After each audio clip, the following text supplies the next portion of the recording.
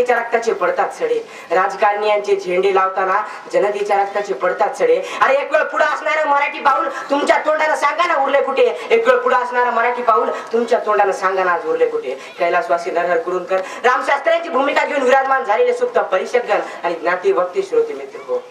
माझा प्रतिस्पर्धी आता येऊन गेला, फार छान म्हणू लागला. कसं असतं की आमच्या जनतेचं फार कोवळं मन असतं, बिलगणारे काही असतं, मोठ्या मनाने रमलं लाजलं गाजलं पोचलेलं असतं असं त्या मराठी भाषिकांचं देवतांचं प्रेषितांचं स्वतः देवापुढे विनवणी करत असतं की या भाषणामध्ये देवाला माझ्या हृदयाचे धोके तरी समजावे. ज्या इतिहासामध्ये निधड्या छातीनं घोड्याच्या टापा दिल्लीच्या तख्तापर्यंत नेऊन सोडल्या होत्या त्या शुभांची वारसदार आम्ही. एक वेळ मराठी भाषेचं माधुर्य सौंदर्य शिस्तपणा घेऊन मोठ्या बेफाम वृत्तीनं संपूर्ण जगाला दाखवत होतो की मराठी पाऊल पडते पुढे, मराठी पाऊल कुठे हे सुद्धा तुमच्या मनामध्ये कुठेतरी स्वतःला तुम्ही हा प्रश्न विचारत असतात. हे तुमच्या दिसत असतं पण दाखवा वाटत नाही कोणाला. कसं आहे यांना कसं वाटतं की आपल्या ठेवावं झाकून आणि दुसऱ्याच बघावं वाकून, अशी भावना झाली यांची. मराठीला जपून ठेवता का दुसऱ्या लोकांनी काय करावं बघा. अप्रत्यक्षरित्या यांना एकच विषय मांडायचा होता, महाराष्ट्र हा स्वकीयांचा नव्हे की परप्रांतीयांचा. खरं तर हाच विषय यांनी मांडला. आणि विश्वकर्माने जेव्हा संपूर्ण सृष्टीची निर्मिती केली आहे, प्रत्येक व्यक्तीच्या राहणीमानीमध्ये पोशाखामध्ये बदल केला, मग भाषेमध्ये बदल झाला. 150 वर्ष काही झालं नाही, मग आज काय म्हणतो ज्याचं जळतं त्याला कळतं. मनामध्ये विचार कसा येऊ लागतो आज आपल्या मनामध्ये.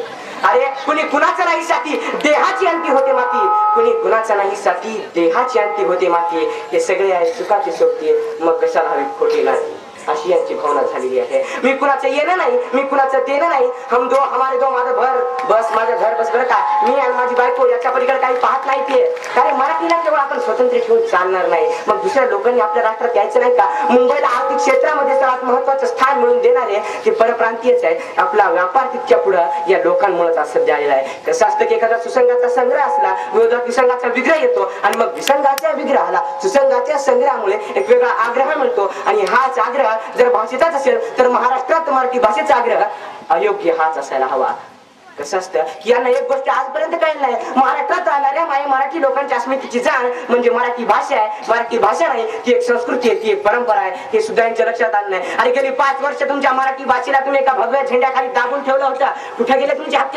तुम्हाला नाही कळायला तुमचे कर्तव्य हक्क काय असतात तेव्हा नाही कळायला तुम्हाला. जागत नाहीत आम्ही. लाल घातल्याशिवाय कोणीतरी आम्हाला कळत नाही आम्ही कुठे आहे काय चाललंय आमच्या मनामध्ये, कधी आम्हाला कळत नाही. माझा मराठीची बोलू कौतुके अमृतातही पैदा जिंके. स्वार्थपायी त्या मराठीच्या अमृताचं विष करून टाकायला सुद्धा तुम्ही मागं पुढे पाहत नाही. एकमेकाच्या पायावर पाय घालून एकमेकाच्या खांद्याला खांदा भिडून चालणारा मराठी माणूस स्वतःच्या पायामध्ये पाय घालून पाडू लागला आहे. महाराष्ट्राचा विकास तर लांब राहिला, भारताचा विकास तर त्याच्यापेक्षा 10-12 कोस लांबच आहे. कधी साधू शकणार नाहीत असा विकास आम्ही.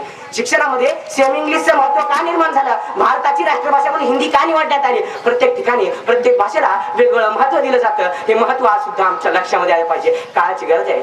माझ्या पूर्वी आणखीन एक प्रतिस्पर्धी येऊन गेले, अनुकूल बाजूला बोलत होते केस सौंदर्य स्त्रीचं सौंदर्य असतं म्हणे, हातामध्ये बांगड्या नाही काय नाही अशी येऊन गेले, काय फेकत होते पाठ केल्यासारखं बोलत होते. मराठी भाषा आहे ना, बोलायचं ना, मनामध्ये जाण असावी लागते, विषय मांडावा लागतो, काहीतरी बोलावं लागतं, काहीतरी करायचं असतं स्वतःसाठी नाही.